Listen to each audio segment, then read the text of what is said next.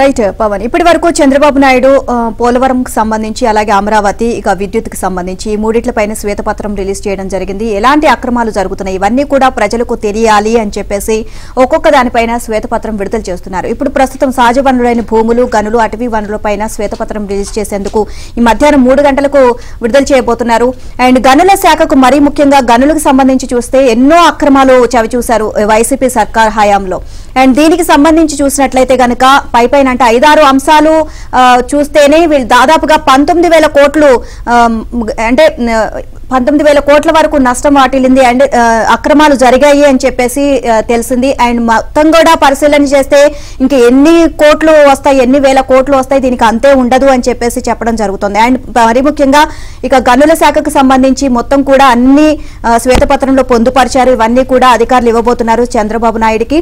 And దీనికి సంబంధించి ఎలాగైనా చాలా అక్రమాలు జరిగాయి, దీనికి సంబంధించి విచారణ జరగాలి. అది సిఐడి కానివ్వండి, ఎక్సైజ్ శాఖ కానివ్వండి, ఎవరితో అయినా విచారణ జరిపించాలి అని చెప్పేసి అధికారులు సీఎం చంద్రబాబు నాయుడుకు విన్నవించడం జరుగుతుంది. అది ప్రభుత్వమే నిర్ణయం తీసుకోవాలి అని చెప్పేసి కూడా వారు చెప్తున్నారు. చూస్తే మనం చూస్తా ఉన్నాం అంటే సహజ వనరులైన భూములు కావచ్చు, గనులు, అటవీ వనరులపై ముఖ్యమంత్రి చంద్రబాబు ఇవాళ శ్వేతపత్రం విడుదల చేయనున్నారు. ఈ సందర్భంగా సీఎంకు సమర్పించేందుకు గనుల శాఖ నివేదికను తయారు చేసింది. అందులో అనేక కీలకమైన అంశాలను పొందుపరిచింది. ఇక జగన్ ఏలుబడిలో గనుల తవ్వకాలు, అమ్మకాల్లో అంతులేని దోపిడీ జరిగింది. ఖనిజాల తవ్వకాలకు ఇచ్చే పర్మిట్లు కావచ్చు, రవాణా, ఇతర వ్యవహారాల్లో అంతు చిక్కని అనేక అక్రమాలున్నాయి. కేవలం 5-6 అంశాలను ప్రాథమికంగా పరిశీలన చేస్తేనే గత 5 ఏళ్ల కాలంలో 19,000 కోట్లపైనే అక్రమాలు జరిగాయి. ఇంకా లెక్క తేలాల్సినవి ఎన్నో ఉన్నాయి. కాబట్టి గనుల శాఖలో జరిగిన అక్రమాలు, ఘోరాలపై సమగ్ర విచారణ జరగాలి అని గనుల శాఖ నివేదించనుంది. ఇక చంద్రబాబు వద్ద జరిగే సమావేశంలో జగన్ హయాం నాటి అక్రమాలను నిగ్గు తేల్చడానికి సమగ్ర విచారణ చేయించాలని గనుల శాఖ ప్రధానంగా డిమాండ్గా ఉంచనుంది. ఇక సిఐడి విచారణ లేక విజిలెన్స్ తోనా అన్నది ప్రభుత్వ నిర్ణయానికే వదిలేనుంది. ఇక విచారణ మాత్రం జరిగి తీరాలని, అప్పుడే అసలైన అక్రమాలు, ఘోరాలు బయటకొస్తాయని ఆ శాఖ సీఎంను కోరనుంది.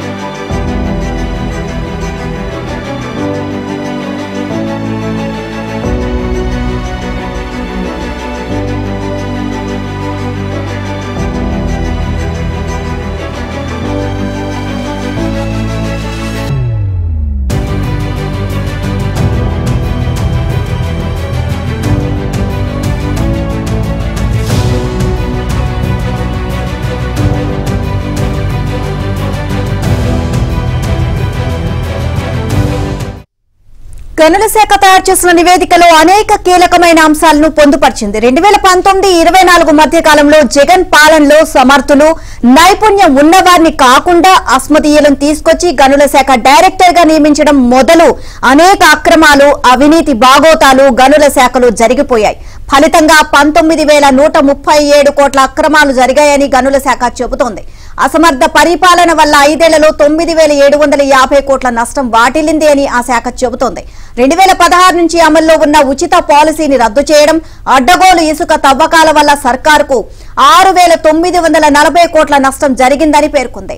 తెలుగుదేశం ప్రభుత్వంలో ఉచిత ఇసుక అమలైనప్పుడు రీచ్ లో టన్ను ఇసుక 75 రూపాయలు ఉంటే జగన్ సర్కార్ తీసుకొచ్చిన నూతన ఇసుక పాలసీలో దాన్ని 475 రూపాయలు చేశారని, ఆచరణలో టన్నుకు 1,000 రూపాయల పైనే వసూలు చేశారు అని నివేదికలో పేర్కొన్నట్లు తెలిసింది.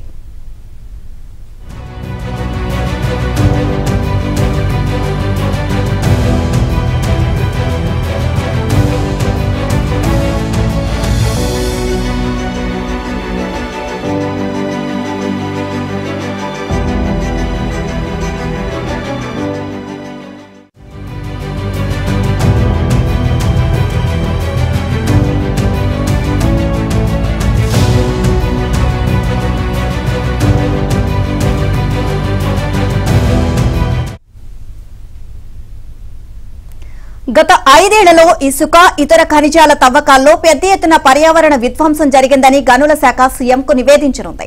ఇసుక తవ్వకాల్లో ఎన్నో అక్రమాలు చోటు చేసుకున్నాయని నివేదికలో పేర్కొంది.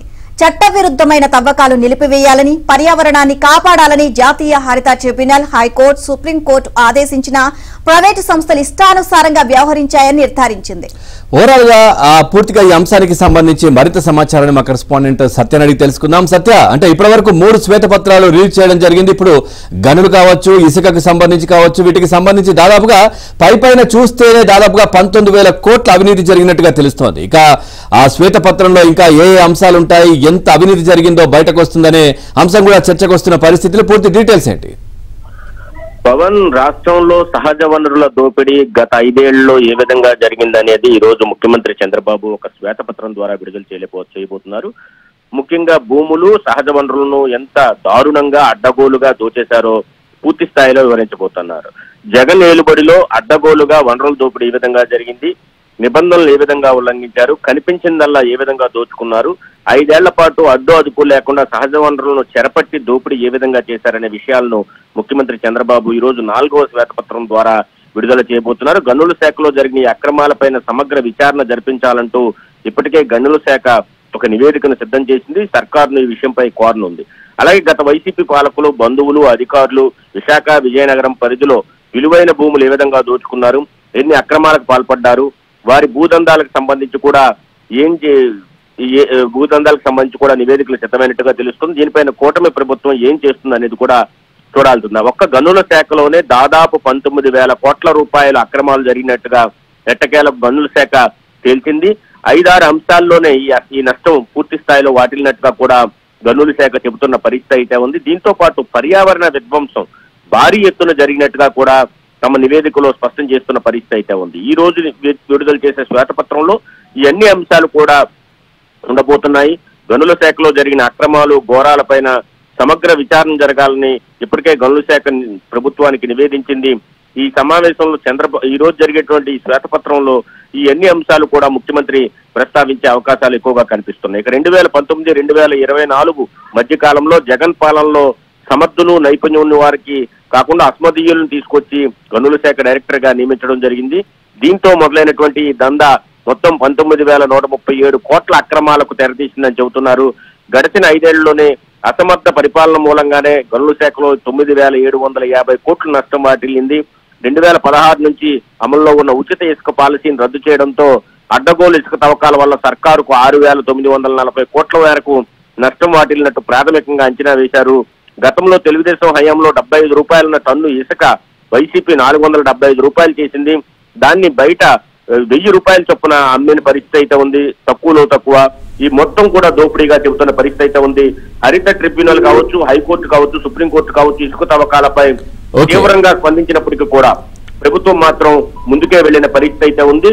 గనుల శాఖ అంచనాల ప్రకారమే ఈ 5 ఏళ్లలో జరిగిన నష్టం అసమర్థ ఖనిజ నిర్వహణ వల్ల 9,750 కోట్లు కాగా, ఉచిత ఇసుకను రద్దు చేసి అడ్డగోలుగా దందా చేయడం వల్ల 6,940 రూపాయలు 40 కోట్లు నష్టం వాటిల్లింది. ఇసుక కాంట్రాక్టర్లు ఇంకా చెల్లించాల్సింది 1,167 కోట్లు ఉండగా, మినరల్ పర్మిట్ల పేరుతో అవుట్ సోర్సింగ్ ఇవ్వడం వల్ల 1000 కోట్ల నష్టం వాటిల్లింది. సేలరీస్ కింద కాంట్రాక్టులు చెల్లించకుండా బకాయిలు పడ్డది 280 కోట్లు అయితే మొత్తంగా 19,137 కోట్ల రూపాయల నష్టం రాష్ట్రానికి ఒక్క గనుల శాఖ ద్వారానే వచ్చినట్టుగా అధికారులు నిగ్గు తేల్చారు. దీనిపై ఈ రోజు ముఖ్యమంత్రి శ్వేతపత్రం విడుదల చేయడంతో పాటు సంబంధిత వ్యక్తులపై విచారణ కూడా ఆదేశించారు.